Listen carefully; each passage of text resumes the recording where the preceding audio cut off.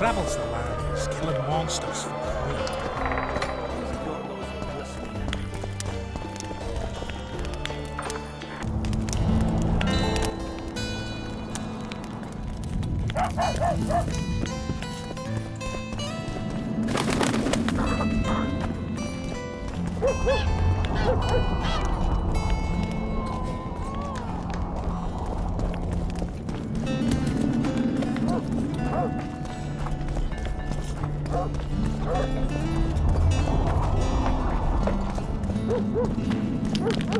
Pale face, eyes like embers. It raised his hand and pointed a finger at them. I'd rather rabid dogs bite me in the arse than be pointing at me.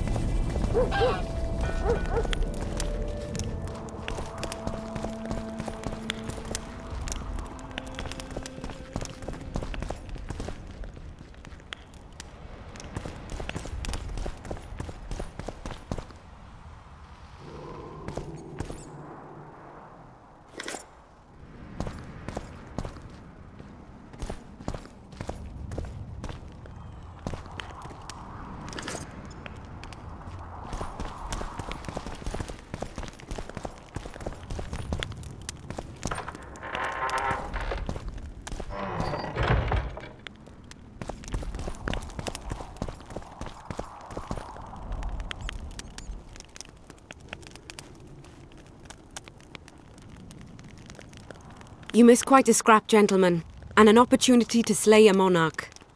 There was a struggle and the prince was wounded. You've all seen the magical phenomenon covering the battlefield. For any who still have doubts, this is no mundane mist, nor a petty fairground illusion. Most likely, we're up against a blood curse, an old and powerful spell. We do not know who cast it or why. For now, I have one piece of good news and several pieces of bad news. The good news is that Henselt and his army have been halted for the time being. And the bad news? The mist will grow. It may even engulf Vergen. Furthermore, wraiths may emerge from it. Can they be made penitent? With an axe to the head? In theory, yes. But I would suggest putting your faith in a silver weapon. Furthermore, the ghosts will weaken as they move away from the mist. Is there any way to drive it off? Exorcise it? A question for myself and Geralt of Rivia. The Kingslayer? Contrary to what old women at the wells say, he did not, in fact, slay any kings. Of course he didn't. Wouldn't hurt a fly, that one. Look at his eyes. You'll see he's the sensitive kind. Whatever you may see in his eyes, few know more about lifting curses. Gentlemen, I do not require you to understand this phenomenon, but there are a few rules I insist you must follow. Here we go. No one is to approach the mist. It is mortally dangerous. In addition, we need to learn the story of the battle. For this, I especially count on the aid of Mr. Cecil Burden. At your service, my lady. Thank you. To lift the curse, we require some objects symbolic of the war. Ones belonging to those who perished here 3 years past. Pfft. More scrap iron from that massacre lying about than lice in Cecil's beard. I thought curses were best handled with... Please leave the thinking to me, Mr. Zigrin, and I'd gladly hear less from you from now on. The objects must be magically active and strictly linked to the ghosts of the fallen. That is all. Let me be clear. You're all to aid Philippa and the Witcher. What are you grumbling about now, Yarpen? It's something in my gullet. Take a swig of wine. Now, to worldly matters. How many are we? Saskia, you know well... How many? We dwarves are near 200, but don't judge us by our number. 1,000 peasants will come, though you'll get no precise count. My lords? 53 knights and another 200 armed men. Not enough. Henselt leads 5,000, 5-1 against us. What think you of that? We are few, they are many. But we have our walls, low though they be. If we had archers, who knows? Oh, for a regiment of heavy arbalists from Lyria. We have something better. Yorvith's elves. Scoia'tael.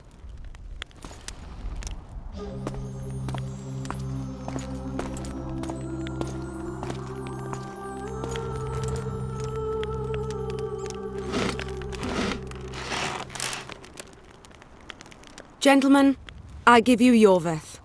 What do you seek here, murderer?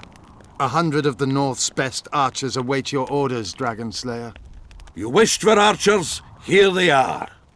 I take no pleasure in fraternizing with elves, but even a shit-coated stick can be a weapon.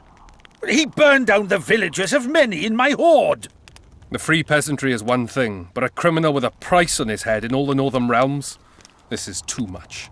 Saskia, say the word and we'll depart. Hear me out. Yorvith came to fight for me. I trust him, and I know that he'll stay the course. Just like each of you. How could you know that? He's an elf. Treason runs in his veins. He's been fighting humans for a century. But for the first time in scores of years, his fight makes sense.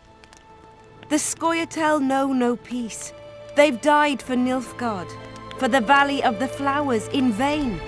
They've been betrayed and cheated. Now they have a new goal. The Pontar Valley could be the first state where no man would have to fear elven arrows when venturing beyond city walls. And elves and dwarves wouldn't live in ghettos or on reservations. First, however, we have a battle to win. You know who we're up against. It's a splendid army, brave and well-led. They cannot be scared off or routed. They have to be killed. I want Yorvith to sit at the same table as we do. I want him to kill Kaedweni for us. And I assure you that he'll do so with a smile, if only you let him. If I'm to see a smile on that skinny face, I'm in. Yorvith stays. Bloody hell. Father's turning in his grave, but a must's a must. I say aye. Nay. You killed my men, Elf. Remember them? If I hadn't killed them, they'd have killed me. All right. For the sake of better times, and for Kaedwen's doom, aye! Down with the sons of bitches! Cheers!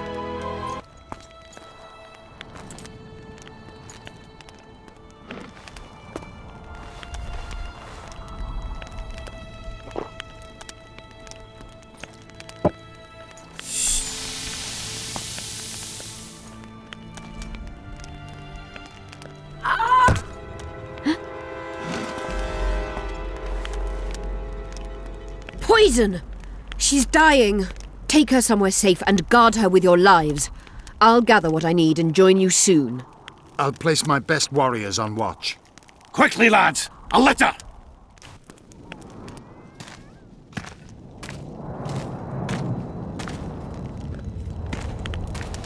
She ceased casting spells.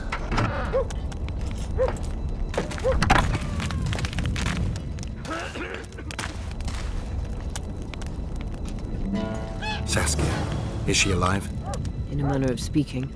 I've slowed her life functions as far as possible. Her condition is stable. Do you know the poison?